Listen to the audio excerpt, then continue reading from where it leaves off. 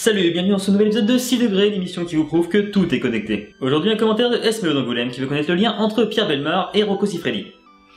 Facile.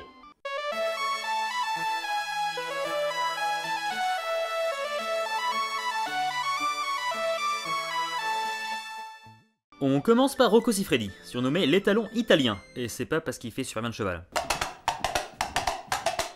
Rocco donc, acteur surtout connu pour une partie de son physique et pas forcément son jeu d'acteur. Tu vois, c'est pour ça que j'ai fait un livre, Ma vie, c'est ma bite, parce qu'elle m'a sauvé la vie.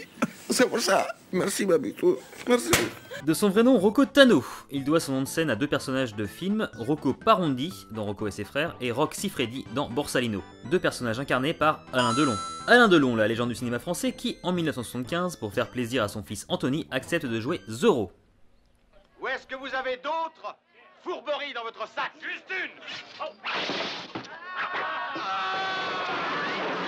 Zorro, le Batman du 19e siècle, créé en 1919, qui a été interprété pour la première fois au cinéma en 1920, dans Le Signe de Zorro par Douglas Fairbanks. Douglas Fairbanks, un des grands acteurs du cinéma muet hollywoodien, avec quelques dizaines de films, mais qui a eu un peu plus de mal à réussir son passage au parlant. Il fut d'ailleurs la principale inspiration de Jean Dujardin pour le film The Artist de Michel Hazanavicius en 2011. D'ailleurs, il lui rend hommage lors de son discours aux Golden Globes. And as Douglas Fairbanks would say, thank you, merci. Jean Dujardin, qui avait déjà joué sous la direction d'Hazanavicius en 2006 et 2008 dans les films OSS 117, Le Carnet d'Espion et Rio ne répond plus. Vous voyez l'automobile derrière moi? Ça fait un petit moment que je l'observe. Eh bien? Eh bien, elle est absolument impeccable. C'est quand même bien mieux une voiture propre, non?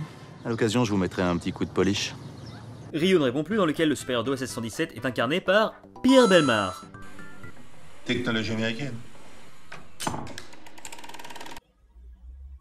Ah, bah ça fait 5 degrés. Et voilà, c'était le lien entre Rocco Siffredi et Pierre Bellemare.